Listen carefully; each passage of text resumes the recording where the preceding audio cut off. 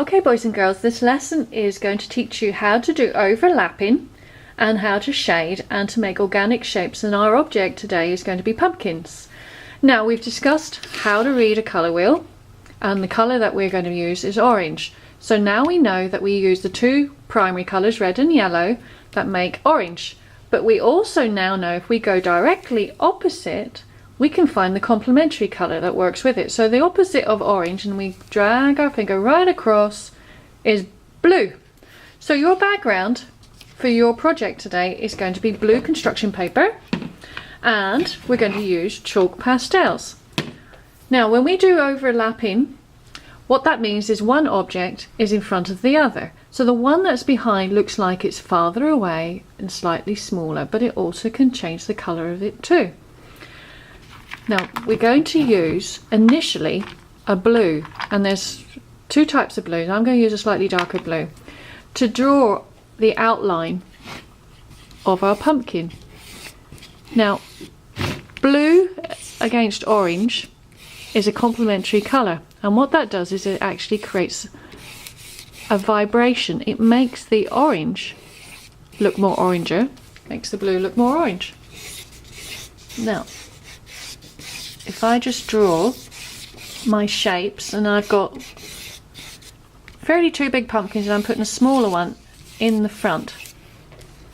Okay, hopefully you can just about see that.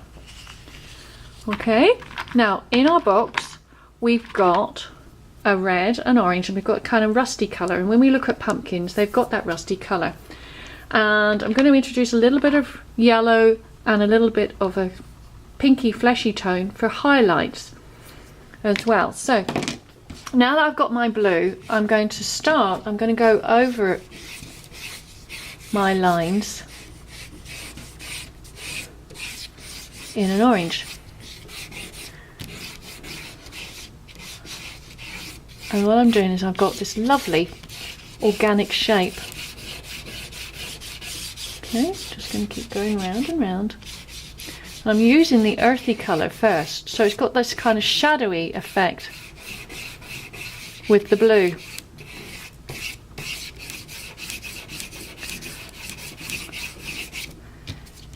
There we go, I'm just going to thicken that up.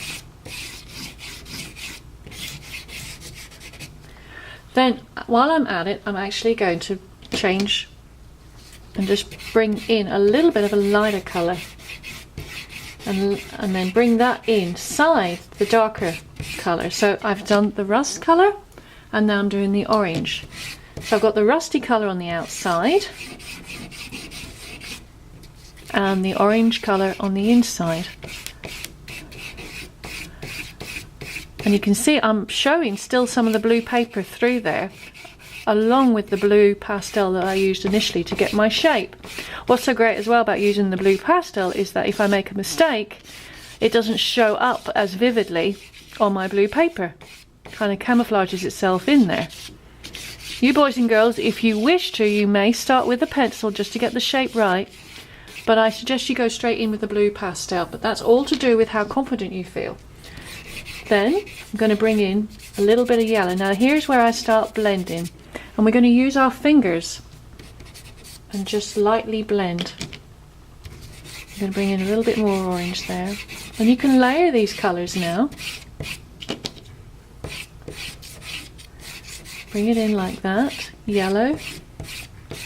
And you can start seeing already I've got this great pumpkin shape coming on this one here. I'm going to do the same here. Bring it round. So I'm following the shape of the pumpkin. If you can see what I'm doing, I'm not going this way. I'm actually following that organic form. A pumpkin is round and it's beautiful.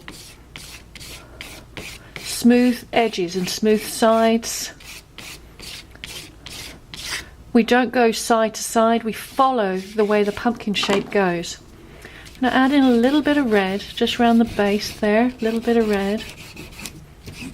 Just to darken it up a little bit. And there's my one at the front. Add a little bit of yellow. And here I'm going to do again. And again, I'm following, not rubbing it too hard, but I'm following the shape of the pumpkin. So watch my finger going round. round that shape. Round. Again, because I don't want to be going across that way. Don't use the flat of your hand. Don't smudge it like that, because you'll muddy up the colours. We're just using our fingers. And then I'm just going to bring in some lighter colour. That nice fleshy colour. And then bring in a little bit more orange, because this would be sitting behind. And just blend that in. Look at that. I'm going to add some more yellow, because this one's at the front, so this one's sitting up nice and bright and proud at the front. Bring this in. Again, I'm following the shape of that pumpkin. And last one, just bringing that in. And you see, I'm just bringing those lines down. Add a little bit of yellow just to combine it. And then bring my finger down like so. Now, pumpkins have those lovely lines going around them so we can see the shape. So we're going to follow that shape. I'm going to use my rusty colour. Follow it round. Take it round. Follow that shape. Okay, you have to look at the visuals that we've got up on the board, but also use your imagination as to how a pumpkin looks. Now, we've just had Halloween and we're coming into Thanksgiving season, so there's so many pumpkins around. We shouldn't have too much difficulty imagining what a pumpkin should look like. And then I'm just going to take my blue again and just round the base of each one, just on one side.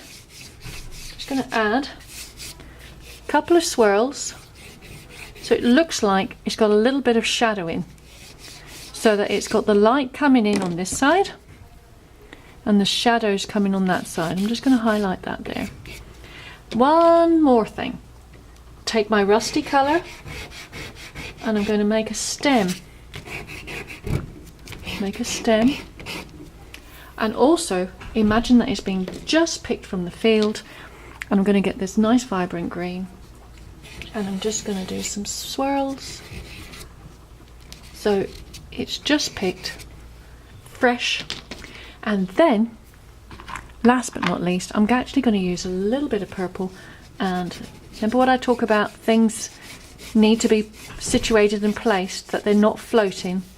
I'm going to just put a little bit of colour underneath so that our pumpkins are on a table or on the ground or somewhere, so they're not just floating in the middle of that blue paper. And there are our overlapping pumpkins using pastel blending. Now it's your turn, boys and girls.